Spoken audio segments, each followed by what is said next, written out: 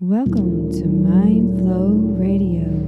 We are creating conscious community by sharing mindful manifesting skills and transcendental music.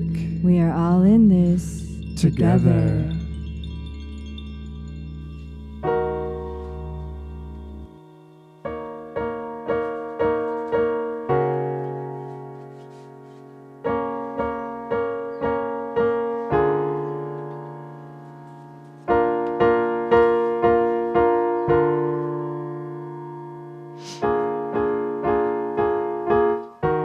For governing a country well, there is nothing better than moderation. The mark of a moderate man is freedom from his own ideas.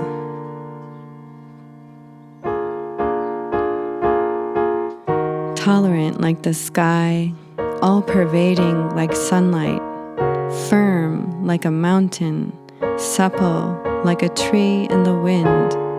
He has no destination in view and makes use of anything life happens to bring his way. Nothing is impossible for him because he has let go. He can care for the people's welfare as a mother cares for her child.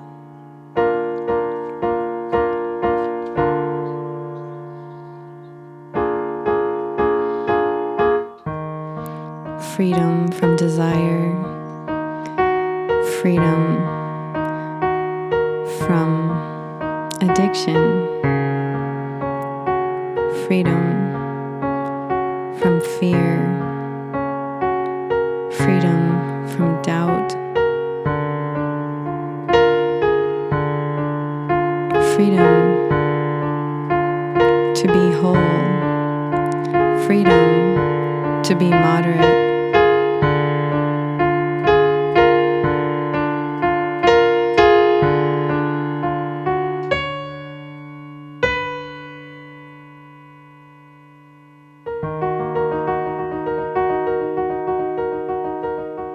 To be here now,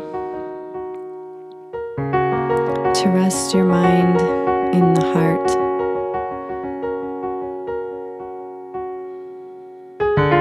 to breathe in and out of the heart. This is freedom.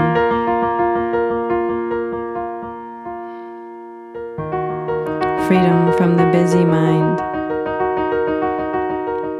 Freedom from the ego. Breathing, present with the heartbeat. Present with the heartbeat.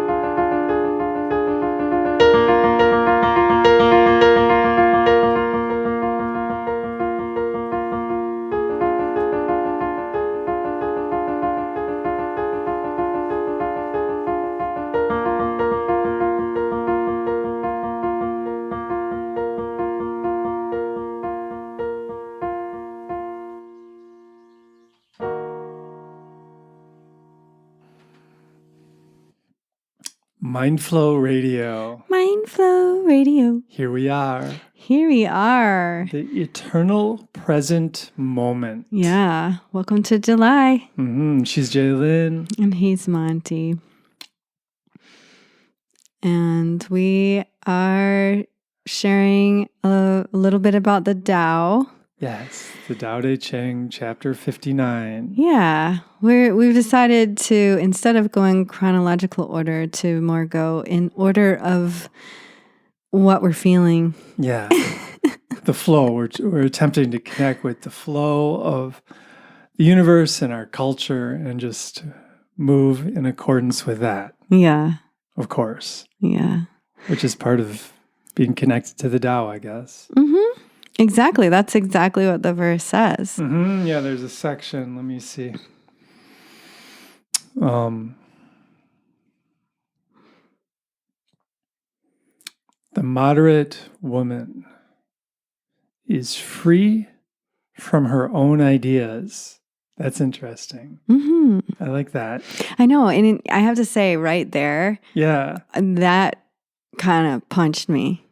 Okay. Because I don't, for those of you who wish to know a little bit about my brain, this morning I was full of ideas. I'm actually full of ideas all the time. Yeah.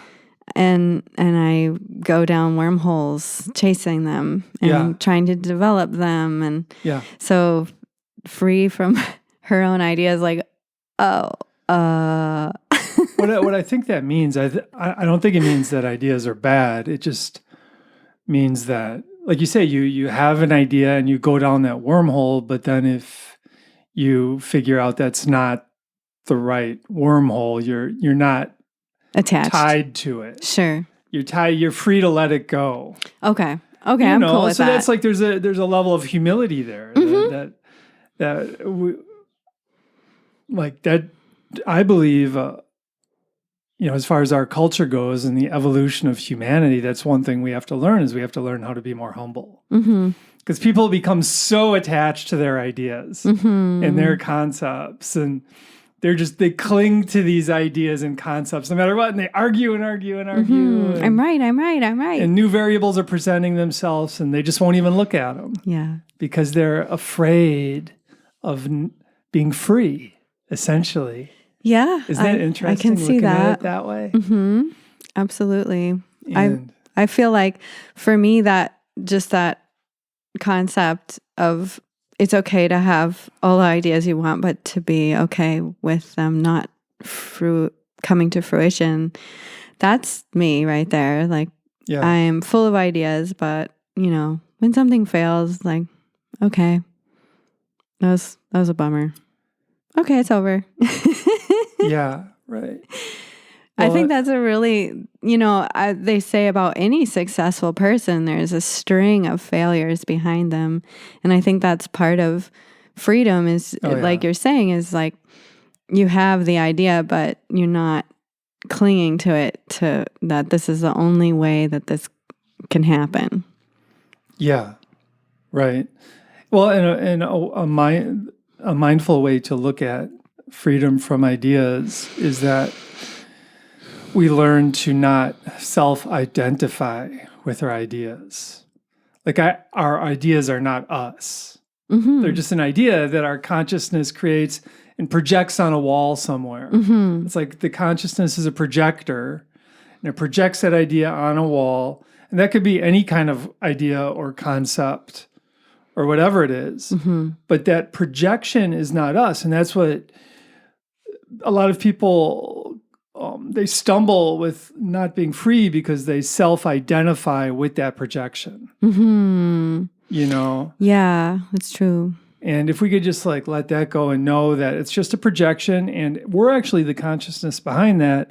And if we choose, we can create a different idea and shoot it on the wall. And if that doesn't work, if that's not in harmony with reality for whatever reason, we can change that too. And I mean, we can be fluid with our ideas and our thoughts. And that's what in this reading too, all tolerant like the sky, all pervading like sunlight, firm like a mountain, supple like a tree in the wind.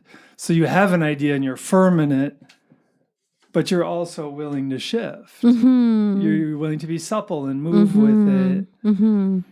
And it says she has no destination in view, but makes of anything life happens to bring her way. So that's a tough one for me because I actually do have destination in view, like an evolved culture. An evolved self, an evolved culture. That's my destination in view. I think that's a pretty wholesome thought, though.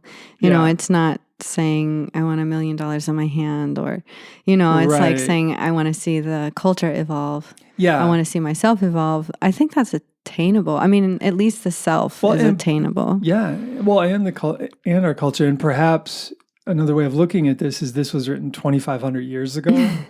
Maybe now's the time when we need to have that destination. Yeah, to have that like it's time that we evolve as a culture. Now's the time. I mean, that obviously I have this. It seems pretty obvious to me, at least, that as technology keeps advancing forward, which is part of human evolution too, that our human psychology needs to keep step with it. Because if you look at us from a psychological perspective, it's easy to see humanity as like we're kind of connected to our ape minds, pretty much.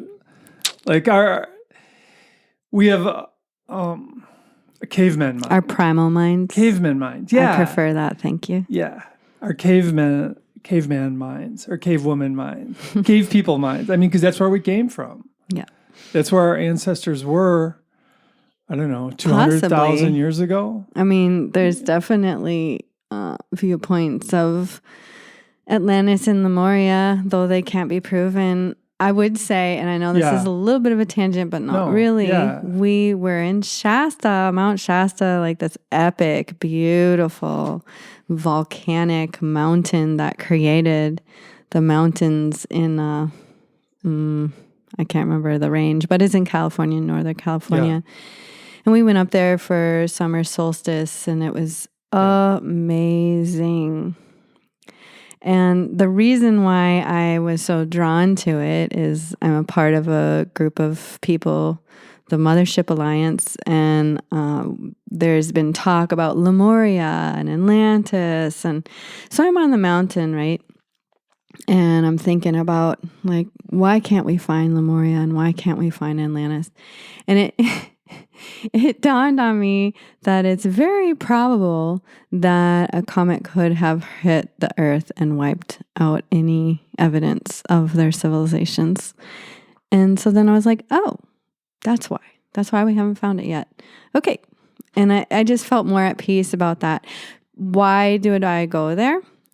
Because I think that maybe cavemen were super primal, but supposedly the Atlanteans and the Lemurians were very advanced. Yeah, so we may have had an advanced past. Yeah.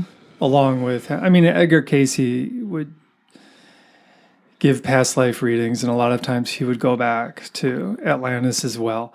You know, and I guess from my perspective, if Atlantis is a real thing, that's cool. If it's not, that's cool too. Yeah. I mean, what really matters is just right now, right here, right now. And we have to learn how to treat each other and treat ourselves better. Yeah.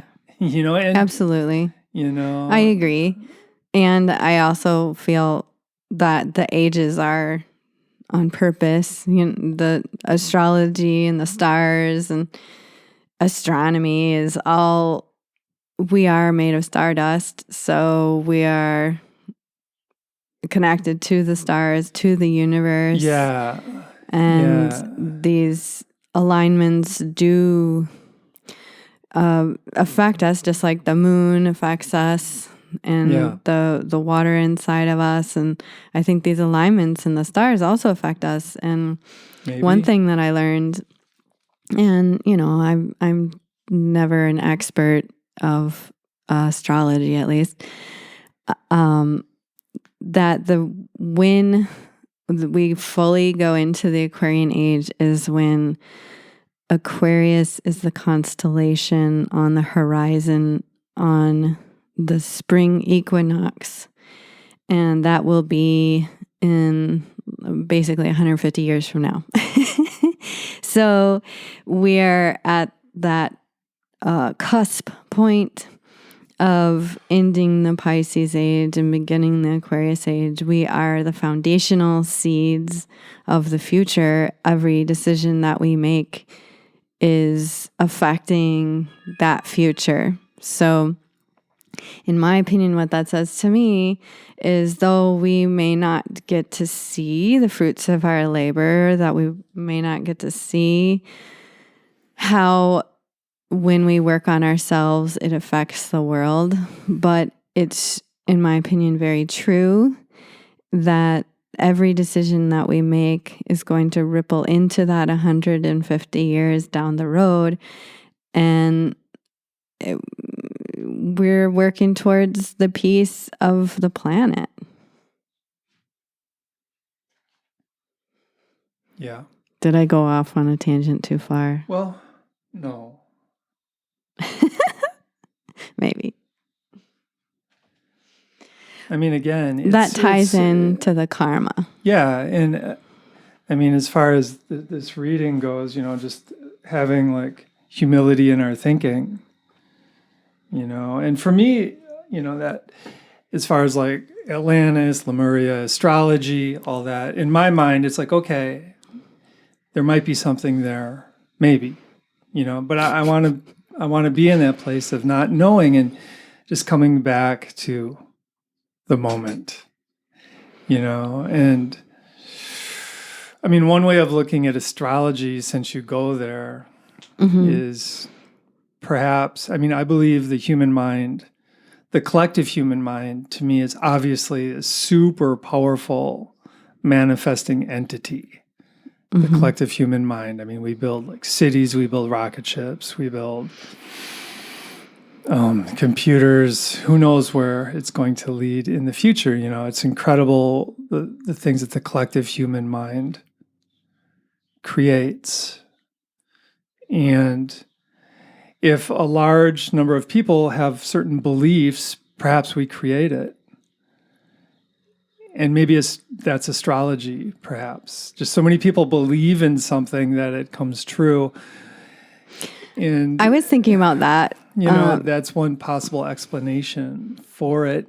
But I mean, in addition to that, I do think that we are on the cusp of evolving, for sure. So astrology could be just some kind of something that was, a mystical understanding that flowed through a bunch of people and is there to help us hone our collective consciousness. Absolutely. So we evolve. I've been thinking about that on the collective consciousness of like basically agreeing with something and making it real. There's a book for all the crystal lovers out there. Pretty much every crystal lover knows this book, and it's Love is in the Earth. It was written in the 60s, and we all just love it. Anyone who loves crystals, and Shasta had like 4 crystal shops, and everywhere we went, everywhere we go, I check out crystal shops because I'm just like, oh, I just love crystals. And it's so funny that every store has their copy of Love is in the Earth, and it's well worn, and people check it out to like look at the rock they're about to get. And I was thinking about it. I had a new crystal, and I'm sitting there meditating, and I was like, wow, we all just kind of accepted this book. We all just kind of said, okay, she must know what she's talking about. She channeled it. Yeah. And because of that, the collective agreement that, yes, this book has got it figured out, we all kind of have that collective energy around it so that, the apophyllite really does help with astral travel and meditations or, on and on and on. Yeah. And I just think that's so cool, It is cool. It's cool and it's strange all at the same time. We've chosen that, yes, this woman must have channeled the meanings and the purposes of these stones, and therefore millions of people agree that this book has got it figured out. And now that millions of people agree, it's true. Yeah. And I think that's interesting and cool. And it is cool. It's a great way to hook into our collective power. Essentially, because we are super powerful beings, and even if there was Atlantis, there was still like ancient human beings that's where our DNA came from, and so we do have this string. Just imagine of all your DNA string back. 10,000 years. Yeah. There, a lot of mom and dads having a baby, and then it just gets passed on and on and on and on and on. Yeah. Or 10,000 years. And now perhaps it's time to like shift our DNA. Yeah. And that's one amazing thing about science is science actually is indicating that we're able to change our DNA. Yes. Through conscious evolution. Yeah, through our thoughts. through choosing. And perhaps through our behaviors, but I mean, our behaviors originate in our thoughts. Yes. So And our now is the feelings. time we got to shift out of that caveman DNA or the 10th, The primal. yeah, the primal DNA, and create a more evolved DNA. I mean, and it really starts with this moment. Exactly. Because it's so easy to get carried away with the far past and the far future. Sure. It's all exciting and fun and all that. But if we spend too much time there, we're out of balance. Right.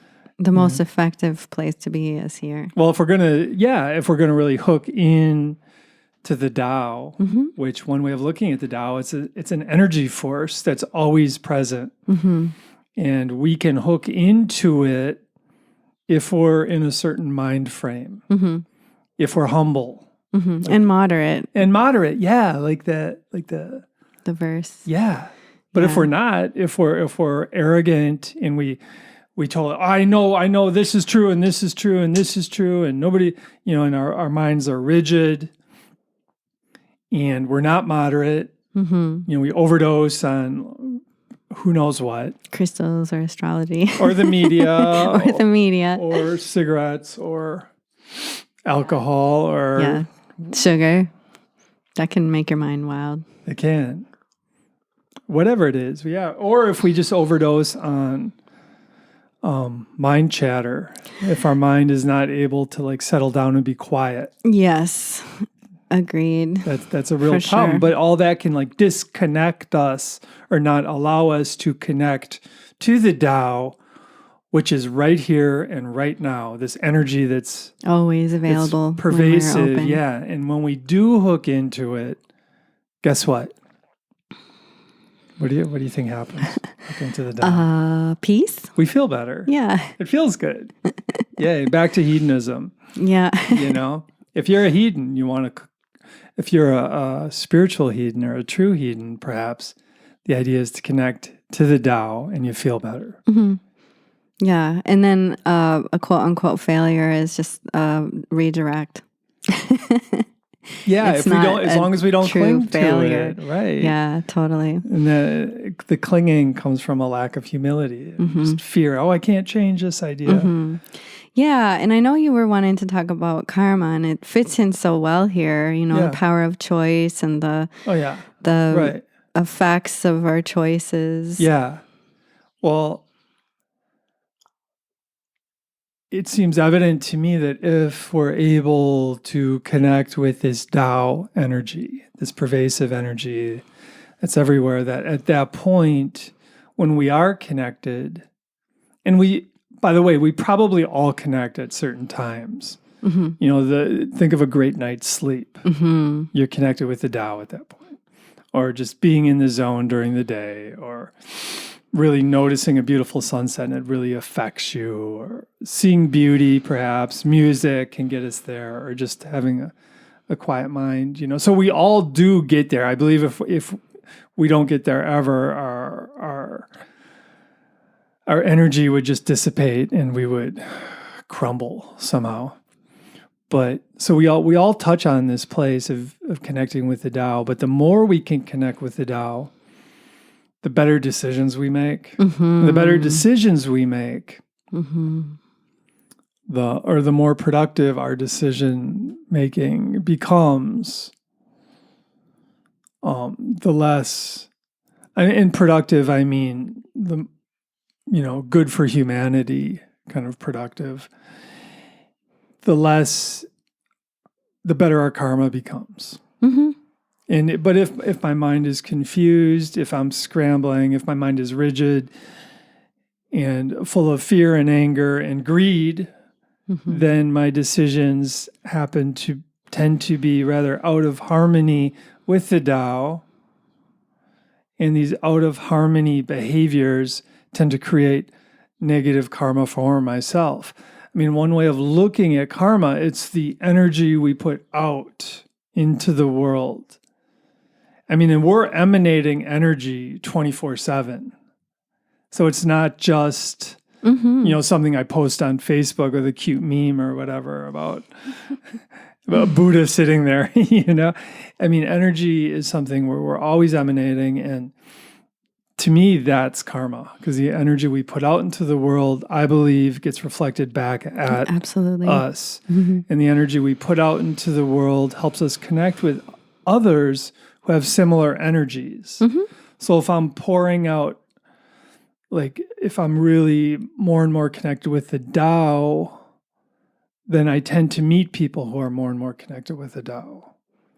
If I'm less and less connected with the Tao, I tend to meet those kind of people. And I've been on both sides of that. Yeah, definitely. I'm not saying I'm like connected. Yeah, and I think that also when you're connected to the Tao, you have the tendency to just be like a light that all night insects are attracted to, you know? It's like, I think that, you know, if you look at Jesus, he talked with everybody. He didn't just talk with the monks or the, you know, I mean, I guess there weren't monks at the time, but, you know, it's like the paupers and the lepers and, you know, just everybody was attracted to Jesus. Like, so to say that if you're high vibrational, you only attract high vibrational, I don't think that's true, because I think that people just kind of go, wow, that person's got something. Yeah. And that just kind of attracts everything. Well, it's interesting because the perhaps, I mean, when Jesus would heal a person, he would say, your faith has healed you. Yeah. So he somehow, just his being inspired faith. This faith, the faith of someone else. So they actually raised up to this place of real connection, and bam, they could walk again or something like that. Absolutely. I totally hear that. And that kind of goes to what I feel karma is and that's kind of the power of choice. We know that if we do this, say, you know, I'm going to steal some gum from the gas station because I just want it. Yeah. You know, that's a very selfish thing, right? And maybe we won't feel it immediately, and maybe we will. Maybe somebody will steal $100 from us in 10 years from now. You know, it's kind of hard to say what will happen, right? Yeah. But to say, you know, I need to meditate right now. That some people would say is selfish, but I would say that's a really good choice, because you're saying, you know what, my head's busy and I'm going to come back to center before I go about my day anymore. Yeah. So you sit down and you meditate, you come to a peaceful place, and then you get up and go about your day. That's going to come back to you as well as I don't really know, you know, we don't know. There's no exact formula for karma, but when you take care of yourself and when you take care of others and you're not harming others, you know, one of the top rules in yoga is ahimsa, non-harming of self, non-harming of others. If that is your guiding principle, then the karma that you're creating is positive. Yeah. And then there's like, some people say that wouldn't be called karma, and karma is only the negative things that are gathered that you have to work off. Yeah. So I don't know. Well, people say a lot of things about karma. Yeah. But I agree that, I mean, it kind of boils down to the collective consciousness. Again, if you can like raise your consciousness to a place of peaceful awareness, then you can hook in with the collective, the human mind collective of that vibration. And that's really the vibration of evolution. And I feel that also, Carolyn Mays talks about this and other mystics, that the higher you get, the brighter, the lighter you get, the more the darkness is attracted to you. So, you know, you see spiritual leaders, they start off as humble beings, and then as they grow in popularity, they lose that humility, and darkness generally trips them up, and they make poor decisions and do things to people that they shouldn't have done. And You know, we're finding out about all of this stuff coming out in the news over the last few years of spiritual leaders mistreating women or children, or, you know, on and on and on. But so I guess what I'm trying to say is, as a person becomes higher and higher vibration, it's more and more responsibility to maintain that. That's true, you know, and that makes me think about our musicians in bands. Like a lot of musicians, a lot of bands, they'll have like a great album, or a great song. First. It's like really high vibrational and beautiful, and like get popular, and then their music degrades. As they like hook into their ego trip. You know, I'm so great, and the music just sucks then. You know, and that's like, it's the unusual band is the band that can stay high vibrational. You know, that's definitely the not the norm. Right. I think. Yeah. And I think that's it's almost like the ultimate test, you know. It's like you do all years of meditation and practices and prayers and, you know, working on it. And then like it hits this place of popularity and it gets rooted into the current flow of the collective consciousness. And then the question is, can you maintain it? Can you hold this fireball sunshine thing in your hands and not be burned? You know, by the greed, by the desire, by the the popularity of it. You know? Can you stay on the path? Yeah. And that's when you find out who the true mystics are, because they can maintain, they're not afraid. Because fear is a big one as a person gains what's the word? Gains money, gains notoriety, and then you know, then there's the fear of having their reputation marred by some story coming out from the past, or you know, losing assets, or you know, it's like all of a sudden you have something to lose. Yeah, which gets down to greed too. Yeah, fear and greed, anger, all that is like wrapped up together, and it can really like just wreck our energy. Yeah.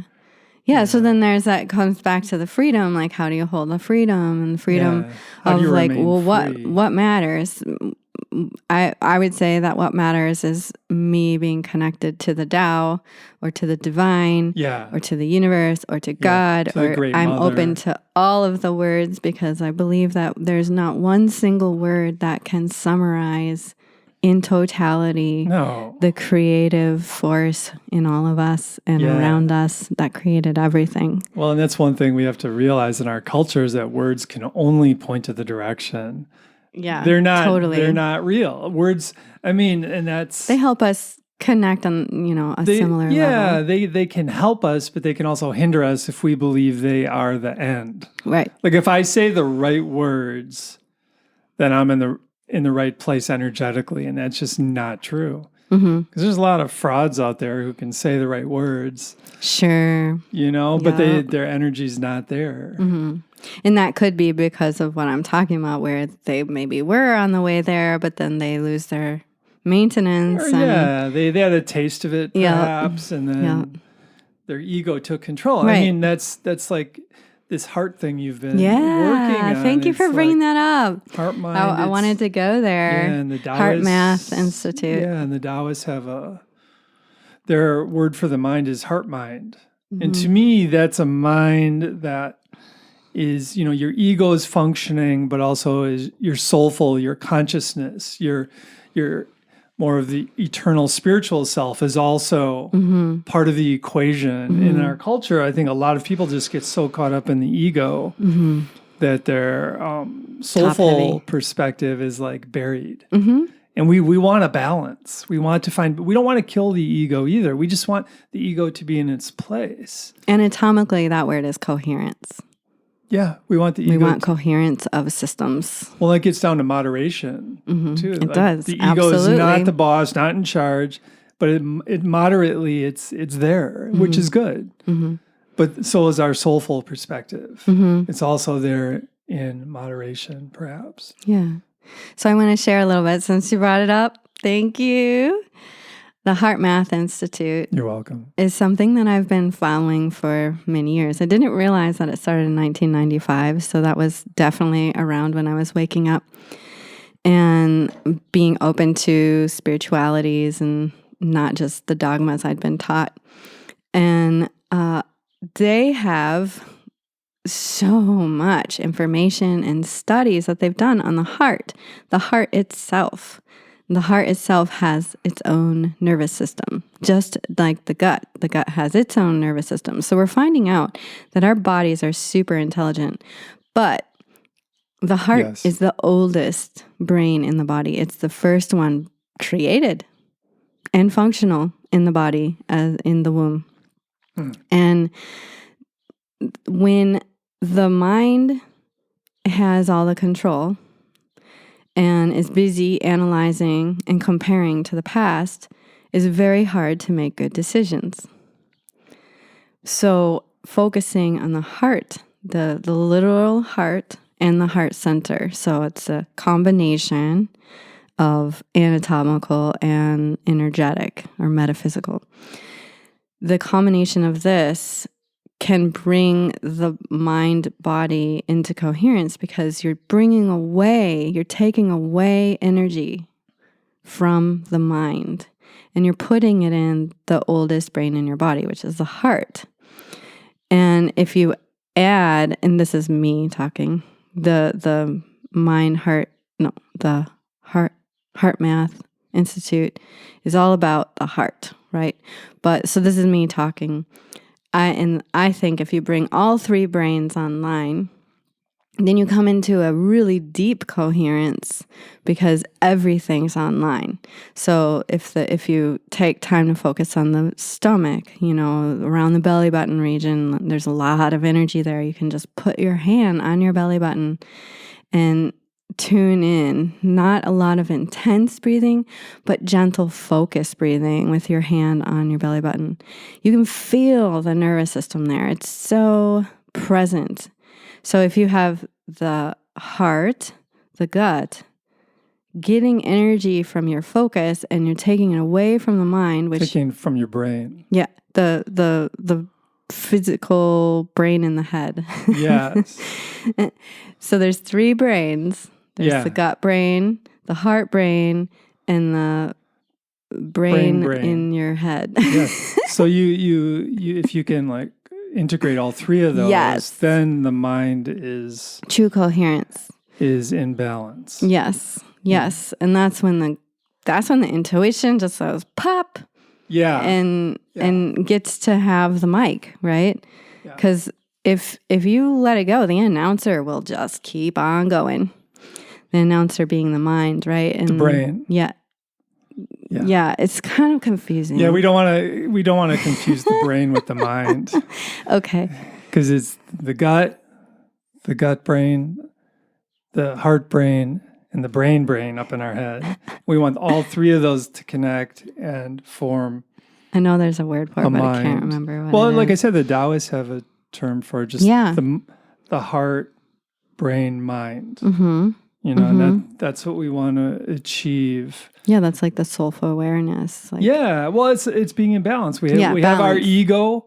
I mean, our ego, the ego portion of our mind probably emanates from our brain.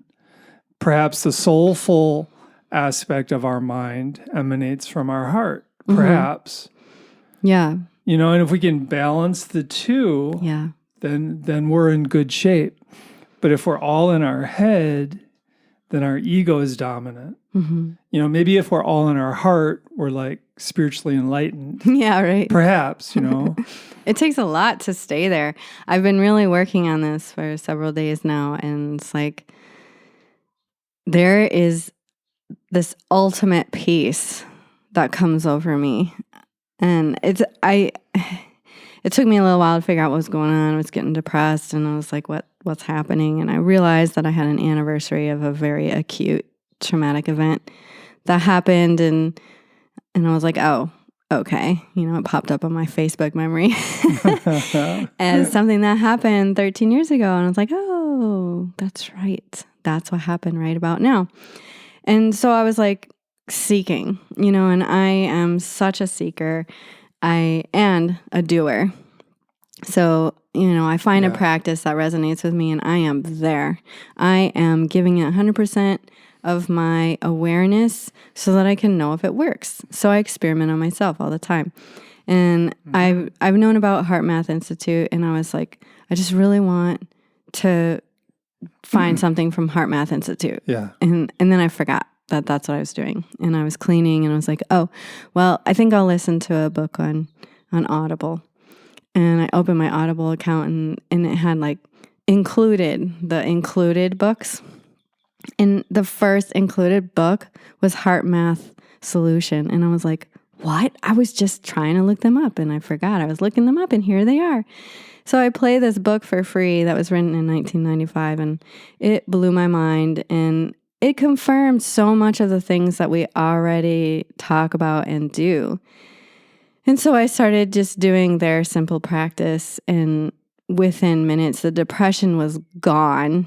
And I was like at more of a foundational, stable place of like, oh, I am where I am. It's all okay. Yeah. I'm grateful for everything that got me here. And, and we talk about this all the time, but sometimes even the greatest practitioners forget their own tools. So it was a great reminder to me, and the facts and figures of all of the heart studies they've done is just like mind-blowing. I said a pun and didn't mean to, but it's just amazing how simple it is. So I think what we'll do next is I'll lead a heart-focused meditation, and Monty will play something in the background. Yeah. But first, I want to see if there's any words that you want to share about the verse 59, freedom, moderation, karma, whatever you want to do to kind of tie it all up. I like this. Nothing is impossible for her because she has let go. She can care for the people's welfare as a mother cares for her child. So nothing is impossible for us. It's like, what kind of world do we want to manifest? Mm-hmm. And these techniques of connecting with our heart energy along with our brain energy perhaps will supercharge our abilities to manifest a better world for ourselves and our culture, which is ultimately what's more important than that? Right. I mean, this is the game now. Mm-hmm. And so thanks for bringing up the heart, and let's dive in. Yeah. All right. Well, thank you all for listening here. This is our July WDRT special. And yeah, we love it here in Viroqua. We do. Thank you, James Halberg, for starting this station. And it's been an amazing trip. Yeah. And an amazing example of manifestation. Yeah. And just this area, every time we come back here, it's like, oh, wow, I love it here. Yeah. Every true. time. It's true. so funny. We try to leave here and seek a new home. And then every time we come back, we're like, oh, huh. It's really nice here. Yeah. Maybe we shouldn't go anywhere. So we're here, y'all. We're your Viroqua neighbors. And we love to talk mindfulness and getting in the flow, hence Mindflow Radio. If you ever want to talk with us, just give us a shout. You can do that through the station, or you can look up Mindflow Radio and find us that way too. So be well, y'all, and much love and light to you as you find and seek balance. Mm-hmm. We're all in this together.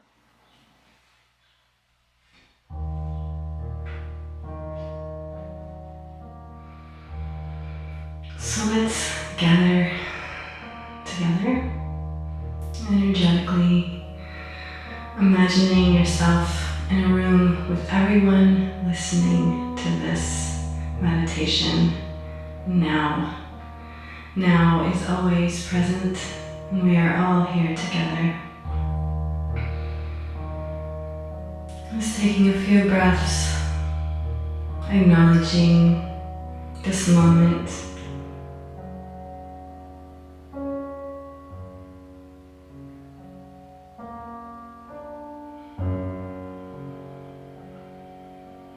Breathing fully into the lungs, all the way to the bottom, and then to the top.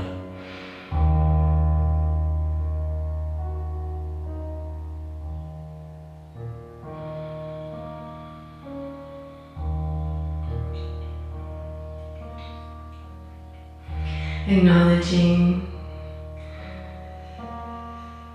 the energy in the brain at this moment as you're breathing.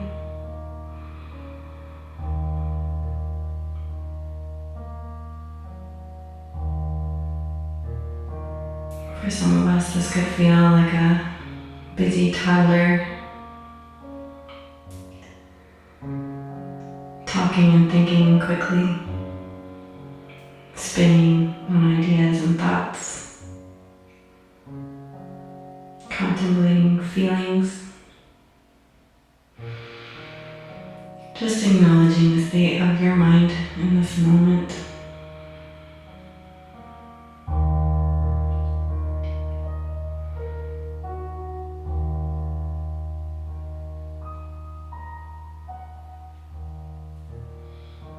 And now, with purpose and meaning, bringing your awareness to the heart, the actual heart and heart center, the heart chakra, anahata, the unstruck chord.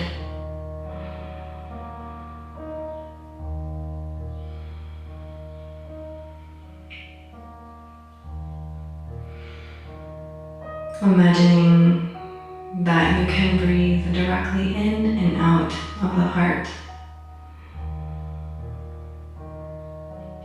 Feeling your literal rib cage expand on all sides like a balloon as you inhale.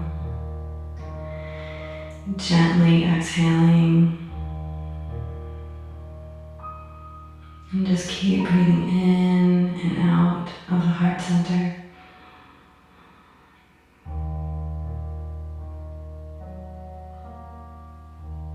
If you notice your attention going back to the mind, just gently bringing it back down to the heart.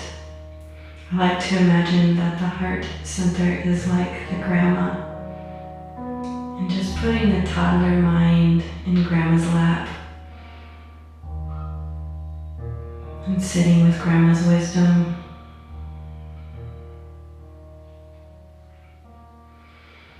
Just breathing in and out of grandma's wisdom. The heart.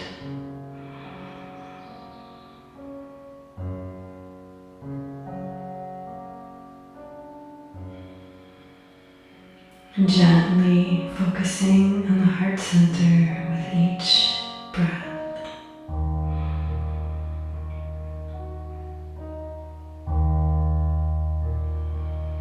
Letting your arms be relaxed, hands relaxed.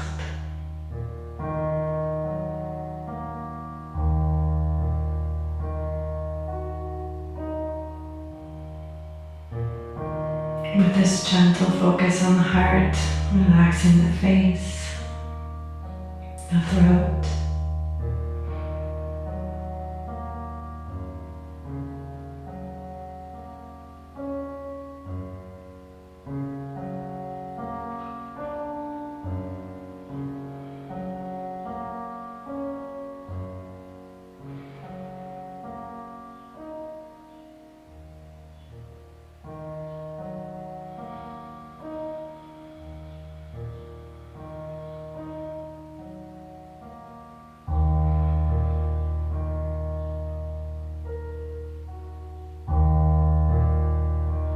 maintaining this focus, maintaining this gentle breath.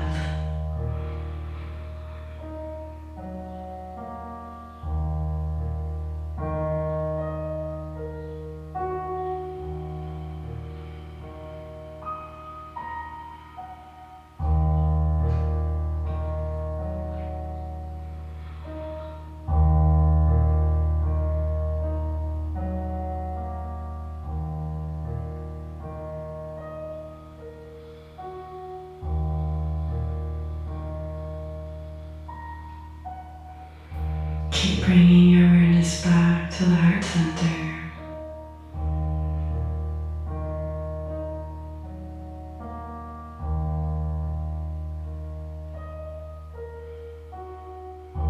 Noticing the shifts happening in your body, in your mind, and your energy as you maintain this focus.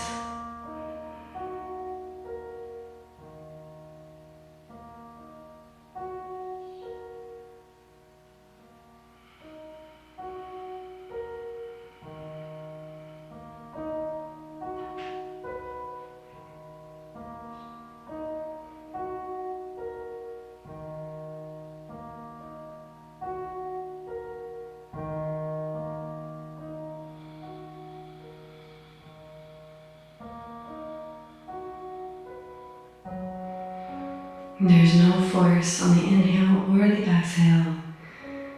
Just allowing them to be gentle and full without any tension.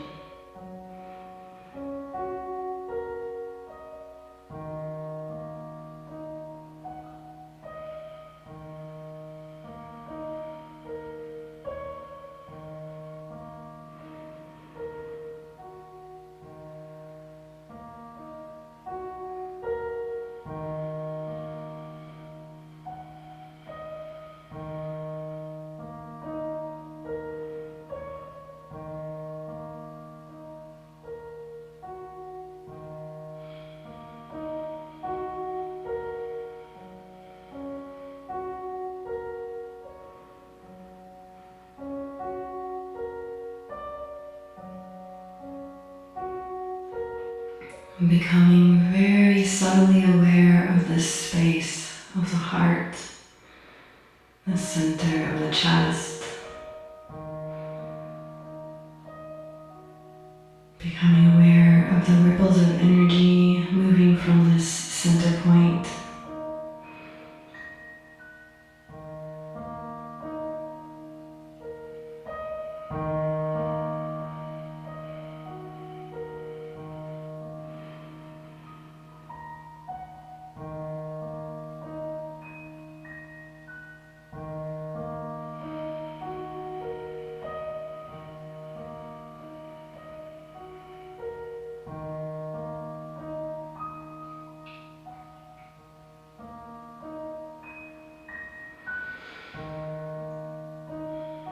And bringing to mind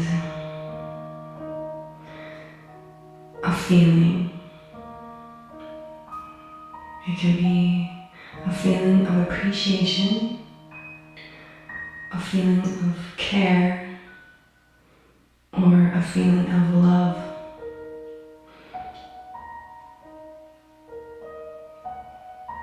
Really bringing this awareness of this sensation into full consciousness. The easiest may be the feeling of appreciation and sensing this appreciation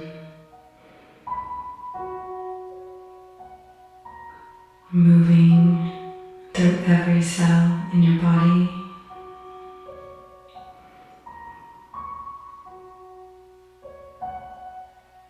The appreciation of water to drink, air to breathe, appreciating gravity, appreciating the roof over your head, or the sun shining.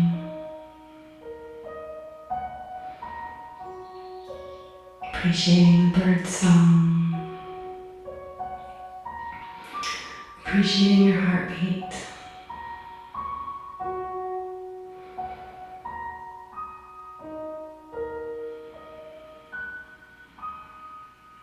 really feel this.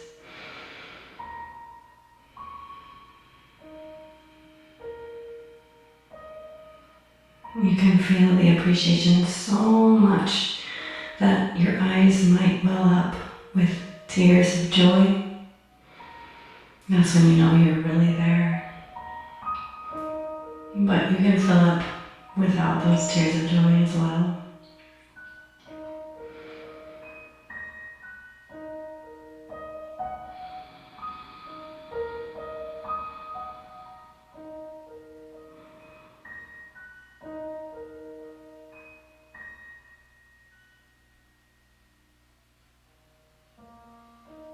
Stay with summoning this vibrational energy of appreciation, care, or love until you feel it in every cell of your body.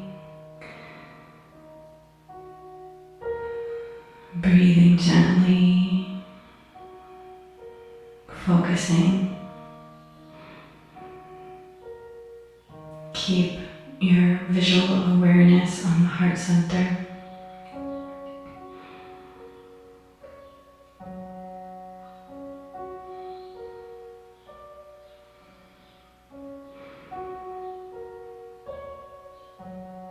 A few more breaths like this.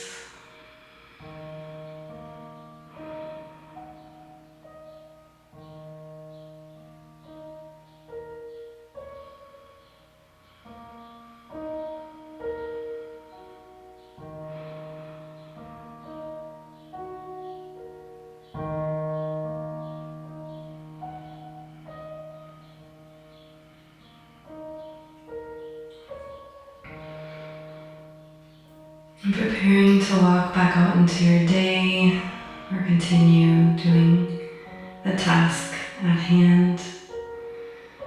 Appreciating yourself for taking a moment out of time to focus inward, to balance, and to bring your whole system into coherence. And if you didn't have the opportunity the first time around to really tune in to this meditation, you can definitely listen to it again on the archives or anywhere you can get this podcast.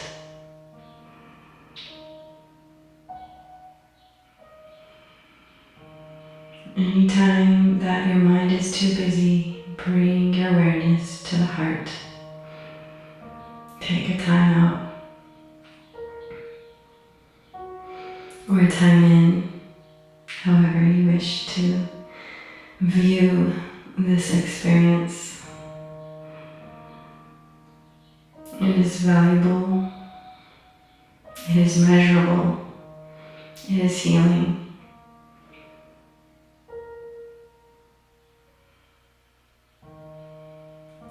Thank you.